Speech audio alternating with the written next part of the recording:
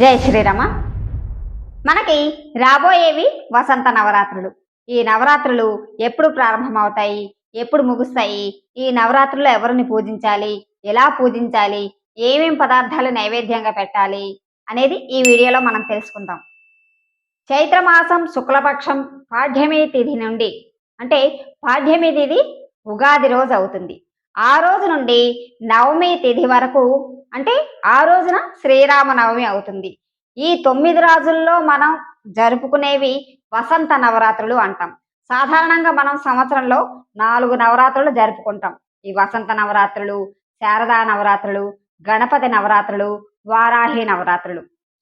ముఖ్యంగా 2 నవరాత్రుల్లో యమదంశలు బయటకి వస్తాయి. అంటే మృత్యు కోరలు బయటికి వస్తాయి. అంటే యమధర్మరాజుకి ఏమైనా కోరలు ఉంటాయా బయటికి వస్తాయంటే అలా కాదు. యమధర్మరాజు మృత్యుదేవతకి అధినేత. 2 నవరాత్రులు అంటే శారదా నవరాత్రులు మనం ఆశ్వేజ మాసంలో మనం జరుపుకుంటాం కదా, దసరా నవరాత్రులు. ఆ నవరాత్రుల్లో, అలాగే ఇప్పుడు మనం జరుపుకోబోయే వసంత నవరాత్రులు అంటే ఈ చైత్ర మాసంలో జరుపుకునే నవరాత్రుల్లో, ఈ 2 నవరాత్రుల్లో కూడా ప్రమాదాలు చాలా ఎక్కువగా జరుగుతాయి. జననాశనం ఎక్కువ జరుగుతుంది. ఈ 2 నవరాత్రుల్లో మృత్యు అనేది ఎక్కువగా విలయ తాండవం చేస్తుంది. కాబట్టి ఈ నవరాత్రుల్లో అమ్మవారిని ఉపాసన చేసి మన ఆవిడ దయకి పాత్రలం అయితే మనకి ఆ నష్టం అనేది తగ్గుతుంది. శ్రీరామ నవమికి ముందు రోజు అష్టమి తిథి అవుతుంది. ఆ అష్టమి తిథి నాడు పార్వతీదేవి ఆవిర్భవించారు. అందుకనే ఆ పాడ్యమి తిథి నుండి ఈ నవమి వరకు వసంత నవరాత్రులను మనం జరుపుకుంటాం. ఈ నవరాత్రులు సువాసినులకు చాలా చాలా ముఖ్యమైనవి. ఆవిడ అంటే లలితాదేవి సువాసిని, అలాగే ఆవిడ సువాసిన్యర్చన ప్రీత. మనం లలితా సహస్రనామంలో కూడా చదువుకుంటాం. ఆవిడ సువాసిని, అలాగే సువాసినుల చేత అర్చించబడి ప్రీతి చెందుతారు ఆవిడ. కాబట్టి ప్రతి సంవత్సరం కూడా ముత్తైదువులందరూ ఈ పూజ కంపల్సరీగా చేసుకోవాలి. ఈ పూజా విధానం ఏంటంటే, మీరు ఒకవేళ కలశం పెట్టుకొని చేసే అలవాటు ఉంటే కలశం పెట్టుకొని ఈ 9 రోజులు చేసుకోండి. లేదు మాకు కలశం అలవాటు లేదు అంటే లలితా అమ్మవారి ఫోటోని తెచ్చుకొని ఆమెకు ఒక పూలమాల సమర్పించి, అలాగే కుంకుమ తప్పనిసరిగా ఉండాలి. కుంకుమతో ఆవిడికి అభిషేకం చేసుకోవాలి, అర్చన చేయాలి. ఆవిడ కుంకుమ అంటే చాలా ఇష్టపడతారు. ఈ నవరాత్రులు కూడా అలాగే చేయాలి. మొదటగా గణపతి ఆరాధన చేస్తాం, తర్వాత లలితా సహస్రనామం, అలాగే లలితాదేవి అష్టోత్తర శతనామావళి. ఈ శతనామావళిలో మనం మామూలుగా లలితాదేవి నమః అంటాం కదా, ఈ నమః అని ఉన్న చోట మీరు నమో నమః అని చదువుకోండి. ఆవిడకి చాలా ప్రీతి పాత్రం. తర్వాత షోడశోపచార పూజ, తర్వాత పంచోపచారాలు. ఇది ఇలా విధి విధానంగా మనకి బుక్లో అంతా ఉంటుంది. అవి చూసి చేసుకోవచ్చు. లేదు మేమంతా చేసుకోలేము, మా స్థితిగతులు ఇంతే అంటే లలితా సహస్రనామం, అలాగే లలితాదేవి అష్టోత్తరం అవి చేసుకొని ఆవిడికి ముఖ్యంగా ఇష్టమైన పదార్థాలు గుడాన్న ప్రీత మానస అని చెప్పుకుంటాం కదా, బెల్లం పాయసం, అలాగే పులిహోర. ఇది కూడా స్థితిగతులు మాకు లేవు అంటే తప్పనిసరిగా దధ్యోజనం నైవేద్యం పెట్టండి. అలాగే ఆవిడ త్వరగా ప్రీతిపాత్రం చెందాలి అంటే బెల్లము బియ్యపిండి కలిపిన నేతితో చేసిన అప్పాలను నైవేద్యంగా పెట్టాలి. కేవలం నేతితో మాత్రమే చేయాలి, నూనెతో కాదండి. ఈ మాట నేను చెప్పింది కాదు, శాస్త్రంలో చెప్పబడింది. పోతన గారు భాగవతం ఆంధ్రీకరిస్తూ రుక్మిణి కళ్యాణంలో ఇలా ఇచ్చారు అని ఆయన రాశారు. అంటే పెళ్లి కూతుర్ని చేసినప్పుడు పెళ్లి కూతురి చేత వాయినం ఇప్పిస్తారు ముత్తైదువులకి. బెల్లము బియ్యంతో కలిపిన పదార్థం, అదే మనం అరిసెలు అంటాం కదా. అలాగే ఆంజనేయ స్వామి వారికి కూడా మనం అప్పాలు అని చిన్న చిన్నగా అభిషేకం చేయిస్తూ ఉంటాం, అప్పాలు పోయించామంటూ ఉంటాం కదా. అటువంటివి మనం సువాసనకు వాయనంగా ఇవ్వాలి. పండు తాంబూలంతో పాటు ఇవి కూడా మనం వాయనంగా ఇవ్వాలి.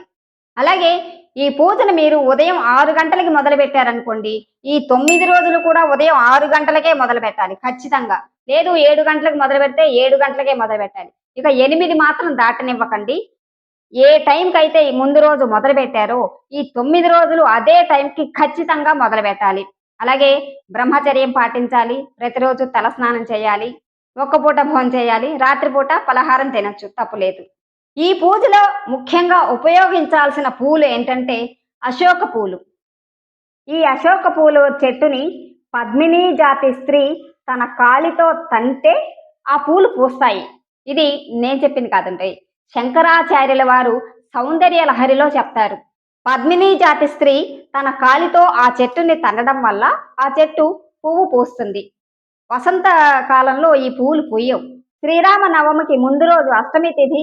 ఆ రోజున పార్వతీదేవి ఆవిర్భవించారని చెప్పుకున్నాం కదా!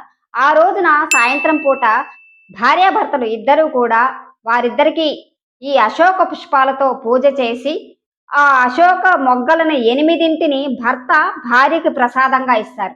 ఆ భార్య ఈ 8 మొగ్గలను నవిలి తింటే ఆవిడకి తీవ్రమైన శోకం అనేది వచ్చే సంవత్సరం వరకు కూడా ఉండదు. ఒక ముత్తైదువుకి తీవ్రమైన శోకం అంటే ఏంటండి? తన భర్త కాలం చేయటం. అదే ఆ ముత్తైదువుకి, ఆ ఆడదానికి తీవ్రమైన ఒక లోటు అని చెప్పచ్చు. కాబట్టి ఇటువంటి అవాంతరాలు ఏమీ రావు. ఈ అశోక మొగ్గలని తినడం వల్ల ఇటువంటి అవాంతరాలు రాకుండా ఉంటాయి. రావణాసురుడు సీతమ్మని అశోకవనంలో శిశుపా వృక్షం కింద ఎందుకు పెట్టాడు? తన భవనంలో ఆవిడని పెట్టడానికి గదులు లేవా? ఎందుకంటే ఈ అశోక చెట్టు నుండి వచ్చే గాలి, శిశుపా చెట్టు నుండి వచ్చే గాలి కూడా చాలా ఆరోగ్యభరితమైనవి. అలాగే మన శరీరం యొక్క కళని తగ్గించకుండా ఉంటాయన్నమాట. అందం అనేది ఇంకా ఇంకా మెరుగుపడుతుంది. ఎటువంటి వ్యాధులు రావు అన్నమాట. అంటే ఆ గాలి అంత మెడిసిన్ లాంటిదనమాట. అందుకే రావణాసురుడు అమ్మవారిని ఆ చోట పెట్టాడు. ఆవిడ అందం గాని, అనారోగ్యం రాకుండా ఉండడానికి ఆయన ముందే ఆలోచించి అక్కడ పెట్టాడు. ఇది శాస్త్రంలో చెప్పబడింది. ఈ అశోక చెట్టు అనేది ప్రతి ఒక్కరి ఇంట్లో కూడా ఉండొచ్చు. అందుకే సువాసినులు ప్రతి ఒక్కరు కూడా ఈ వసంత నవరాత్రుల్ని ఖచ్చితంగా చేసుకోవాలి. ఒకవేళ మీకు అలా వీలు లేకపోతే ప్రతి సాయంత్రం కూడా శివాలయానికి వెళ్ళి ఆ పార్వతీ పరమేశ్వరులకు అర్చన జరిపించుకోండి. ఒకరిద్దరు ముత్తైదువులకైనా పండు, తాంబూలం, గాజులు ఇటువంటి మంగళ ద్రవ్యాలు వారికి ఇవ్వండి. వారి ఆశీర్వాదం తీసుకోండి. ఆ అమ్మవారి కృపా కటాక్ష వీక్షణాలు మనందరి మీద ఎల్లప్పుడూ ఉండాలని మనస్ఫూర్తిగా కోరుకుంటూ జై శ్రీరామ.